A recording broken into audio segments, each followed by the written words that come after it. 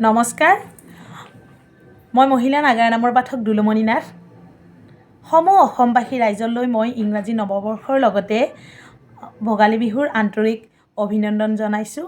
আশা ৰাখিছোঁ এই নতুন বছৰটো সকলোৰে ভালে কুশলে পাৰ হৈ যাওক, অপায় অমংগলবোৰ আঁতৰি যাওক, সকলোৰে মনৰ আশাবোৰ পূৰ্ণ হওক তাকে কামনা কৰিছোঁ। আৰু সকলোলৈকে ভোগালী বিহুৰ আন্তৰিক অভিনন্দন জনাই আমাৰ এই বছৰৰ নতুন নাগাৰা নাম চান্দু সদাগৰৰ পদ্মাৰ পূজা, সেই নামটিৰ এটি দিহা আমি আপোনালোকলৈ আগবঢ়াব ওলাইছোঁ। কেনেকুৱা পাই জনাবচোন। মধুৰ মিলনে আনে নৱশিহৰণ,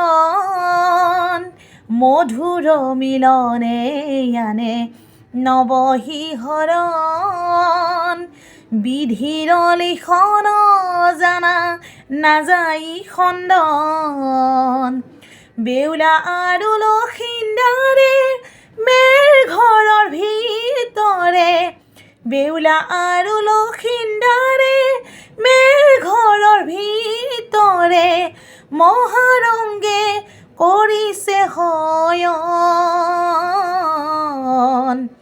মহাৰংগে